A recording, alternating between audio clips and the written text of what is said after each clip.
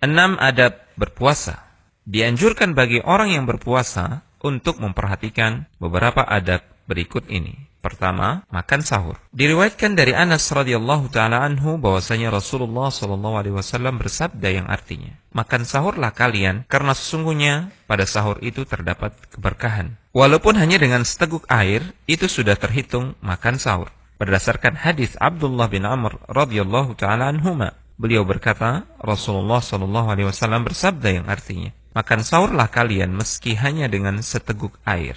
Disunnahkan untuk mengakhirkan sahur sebagaimana yang diriwayatkan dari Anas dari Zaid bin Thabit. Dia berkata, kami pernah makan sahur bersama Rasulullah sallallahu alaihi wasallam. Setelah itu beliau langsung berangkat salat. Aku berkata, berapa lama jarak antara adzan dan sahur? Dia menjawab, kira-kira sama seperti bacaan 50 ayat. Jika azan telah terdengar dan makanan atau minuman masih di tangannya, maka boleh ia memakan atau meminumnya. Berdasarkan hadis Abu Hurairah radhiyallahu taala anhu, ia berkata, Rasulullah sallallahu alaihi wasallam bersabda yang artinya, barang siapa di antara kalian yang mendengar azan dan bejana atau makanan masih di tangannya, maka janganlah ia menaruhnya sebelum ia menyelesaikan makannya. Kedua, menahan diri dari pembicaraan yang tidak bermanfaat dan kata-kata kotor atau yang semisal dengannya dari hal-hal yang bertentangan dengan tujuan puasa. Diriwayatkan dari Abu Hurairah radhiyallahu taala anhu bahwasanya Rasulullah sallallahu alaihi wasallam bersabda yang artinya, jika pada hari salah seorang di antara kalian berpuasa, maka janganlah ia mengucapkan kata-kata kotor,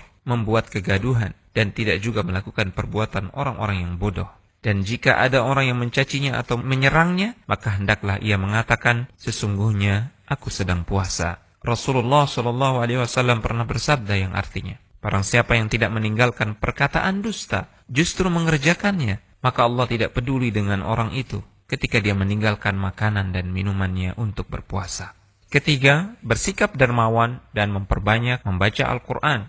Diriwayatkan dari Ibnu Abbas radhiyallahu taala anhuma, dia berkata, sesungguhnya Rasulullah SAW adalah orang yang paling pemurah dalam kebaikan, dan beliau akan lebih dermawan dari hari-hari biasanya di bulan Ramadan ketika Jibril datang menemuinya.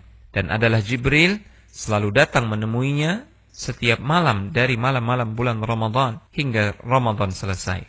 Rasulullah SAW membacakan Al-Quran kepada Jibril. Dan di saat ia bertemu Jibril, beliau lebih pemurah, lebih dermawan dibanding angin yang berhembus dengan lembut.